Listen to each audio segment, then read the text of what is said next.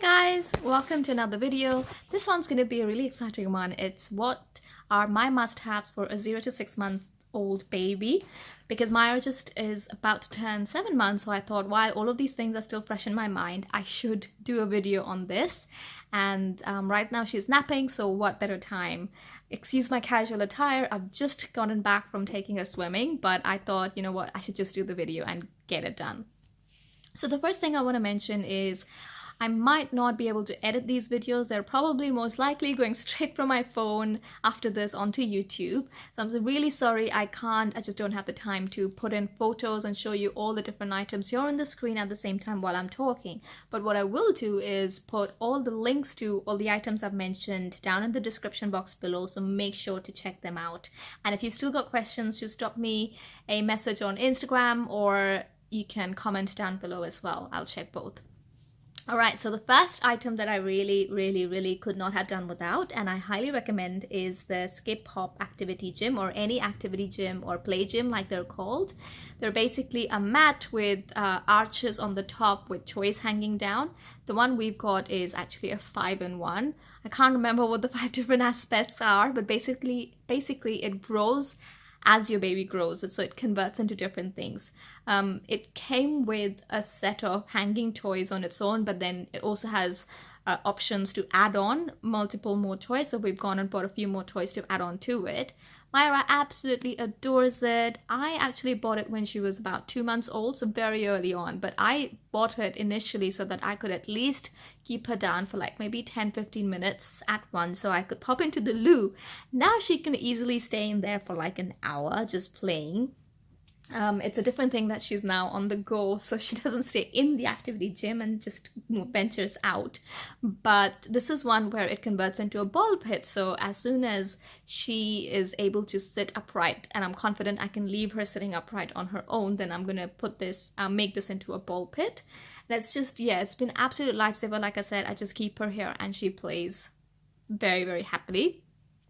Similarly, the second item I want to talk about is a jumperoo. So a jumperoo is kind of similar to an activity gym, except that it's upright. So I bought this, I didn't buy the jumperoo. I bought the activity gym from John Lewis, but the jumperoo was very kindly given to us from by one of our family members, and it is something that's probably going to get passed around again.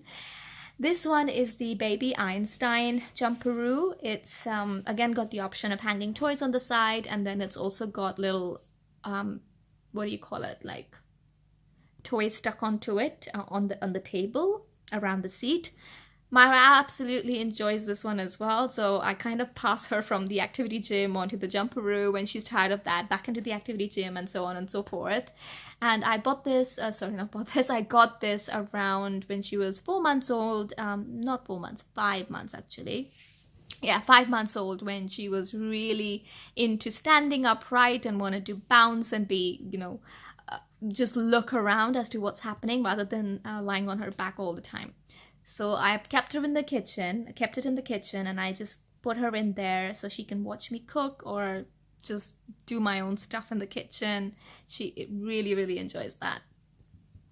The other item that you definitely want is so I know everyone gets a pushchair or a buggy or a stroller or a pram, whatever you want to call it, but you might want to consider buying something that's really compatible with your car seat. And I did not know any of this before I went shopping, but we have ours from Mothercare. It's a Mothercare brand called Orb, and it's been really good. We didn't want to spend too much money because strollers or pushchairs, they can be just as expensive as buying a small second-hand car, ridiculously expensive. So we did not want to buy into brands, and so we went with the Mothercare brand, which is a lot more reasonable, and the car seat is compatible with the pushchair. So what that means is if Mara's fallen asleep, it doesn't really happen anymore, but we still use the feature a lot. But if she had fallen asleep and if she's nice and comfy and snuggled in, then you don't have to take her out of the car seat and then put her into the pram. You just take the car seat from the car, put it into the base of your pushchair, and it just clicks into it. So there's no kind of messing around, and she stays nice and comfortable in the car seat. And the other good thing about this is, oh, the lighting's gone a bit dark. And the other good thing about this pram is also that initially as a newborn, when they need to lie flat, it's a bassinet. But then when they want to start sitting upright, which is around, what would you say, around 3-4 months, somewhere around that, I can't even remember now, then it just, you know, converts into a pushchair. So the seat just converts, which means I did not have to buy a separate bassinet and a separate seat for the pushchair. Life-saving option, and also space saver, because we live in a small apartment and we just don't have the space to store all of this. So yeah, absolutely love this Orb pram. Highly recommend something convertible and something that just converts as they grow. The other thing I want to talk about is the baby monitor. I've actually got one going here so I can keep an eye out on Myra. I actually procrastinated for a very long time, thinking I don't need one because we live in a small flat. I can just pop in and check on her, or if she cries, I'm sure I'll hear her. But it got really, really frustrating because in my head, I would always think like I can hear something. Your ears just kind of get accustomed to trying to catch faint sounds of your baby crying because you don't have anything else to rely on. So eventually, and the other reason was also that by the time because we close all the doors when she's sleeping so voice doesn't carry from here to her room, by the time her crying voice would actually carry into where we are sitting and here in the lounge, it would be that she was already very agitated, and it would take longer to settle her down than it would have if we had immediately gone and patted her or cuddled her or something. So we finally gave in and we got a baby monitor, because also at that point I had started traveling, and when you're in other people's houses that are a lot bigger than yours, then you definitely need a monitor. So we got ours from Amazon. It's the Hello Baby monitor. It's really basic. Again, didn't want to spend too much money. Maybe I'll regret this, but it doesn't have any of the fancy controls like tilt to zoom or anything. It's just something that you have to manually adjust, so it's permanently set up in the bedroom next to her cot. And it's just made my life so much easier, because now I can watch if she's comfortable, watch that she's not got her head covered and pulled over like a blanket or a sheet or anything over her head, that, you know, if she's starting to stir, or I can sense the different signs, and I can go and settle her down quicker. So it's definitely a really good investment, no matter how small your place is. Okay, the next two items are baby wearing options. Now, I'm very lucky that I did not buy either of them. I got given both of them, and I'm so grateful, because they have been an absolute lifesaver again. So the first one is a cloth carrier. This one's from a brand called Freerider, which was gifted to me by a friend of mine at my baby shower. And I know a lot of people have preferences between a cloth one or a sturdy one. I've used both, and I think they both have their advantages actually. The cloth one, yes, you have to take a little bit of time to get used to, but you can do that with a stuffed toy even before your baby comes, so that when your baby is here, you know exactly how to put them on. That's what I did, and I found that the cloth one is a lot easier to put in when you're around in the house, when you're not headed out, because it's nice and snug, it's soft, and when they're a newborn, they kind of just go right in, and it's just really comfortable to do work in. The other one that I have is an Ergo Baby carrier, which got passed on to me. This one's an Ergo Baby 360, so it's one of the older versions, but it's a lot more sturdy, so I use that now. I actually don't use the cloth one, because eventually she got a bit too heavy and it just started paining my shoulders a lot. So now I use the Ergo Baby carrier. Definitely highly recommend, because initially I would put her back facing, like facing my chest, and I just put her in there, walk out, did sometimes not needing the pram, and then once she was able to hold her neck upright, I just put her forward facing so she can, you know, look at things and be more aware of her surroundings, and she really enjoys that. Some babies are excuse me, some babies actually don't like being in carriers, so I guess it depends on that. But if your baby can and will sit in one, then it really is a good option, because it means that you're not A, carrying them in your hands the whole time, your hands free, and B, you can actually step out without having to take your pram out all the time. So yeah, carriers are amazing. And then what else have I got here? Okay, so the next few things are a couple of play options. So I mentioned that I have an activity gym, I have a jumperoo. Basically, I have things where I can keep her occupied and keep her entertained. So the other thing I have is a bouncer. This one's a Baby Bjorn bouncer. It's I would say that it's probably not a must-have, but if your baby is like Myra, who needs constant entertainment and gets bored of things quite easily, then it is probably a must-have.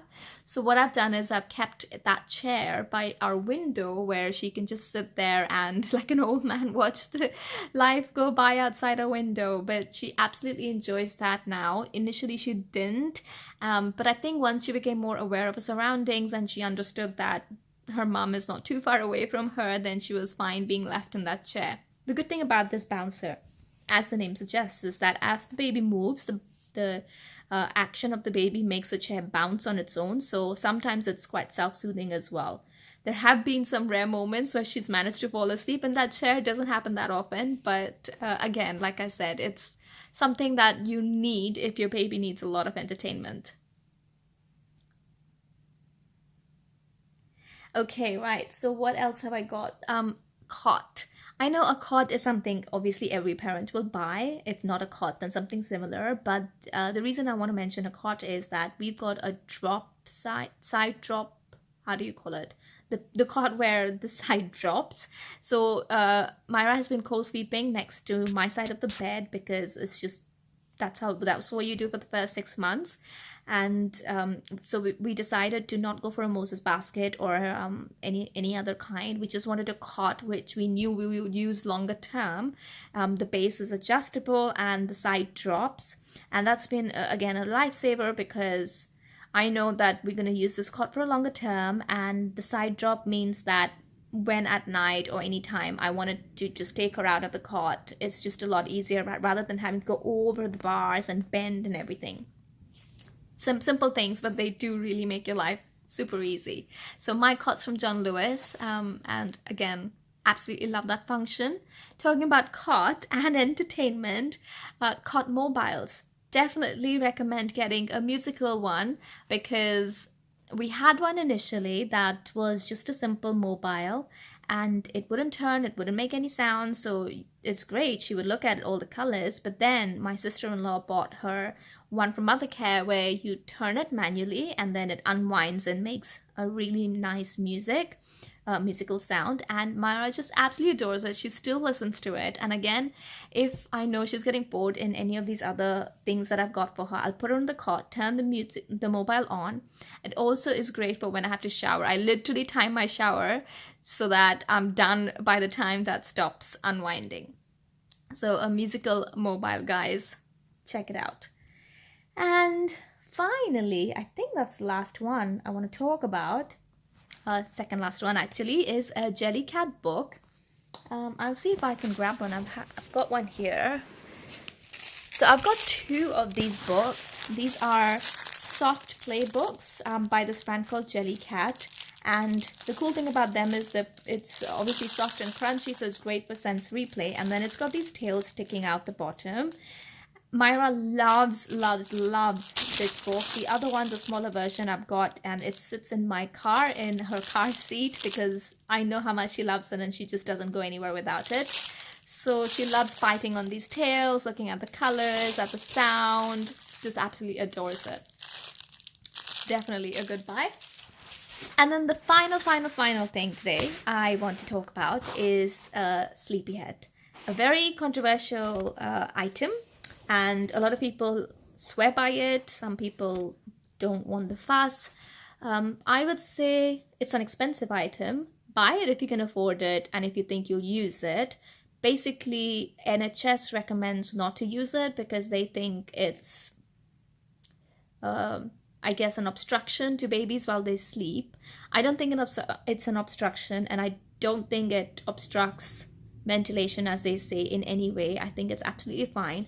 I used it a lot in the first 4 months, because it just gave me a place, a safe place for her to be in. So I would put that in the cot and put Myra to sleep in the cot, in the sleepy head, and then in the mornings I would pick up the entire sleepy head and bring it out into the lounge and put it on the sofa, because at that point they don't roll, they don't move. You know that they will be there and in that position where you left them, and it just meant that I didn't have to buy another playpen or a cot or anything out for the lounge. And also I took it traveling with me, so when I was at my parents' house, I slept on the bed with the sleepy head next to me on the bed. Again, a great way for your baby to sleep in next to you, because then you're not worried about crushing them or putting your arm on or leg on them accidentally. So I really enjoyed the sleepy head as a place for keeping Myra, but I don't think babies necessarily need it to keep snug. Maybe they do, because I've used it. I just think that it's not a must have. It's just good to have. Yeah, if you can afford it, great. If you can't, it is an expensive item. There are actually, good point, there are other dupes out in the market, because I once went to a maker's market here in Manchester and I saw someone doing pretty much what a sleepy head looks like, but for far less amount of money. So maybe look into that.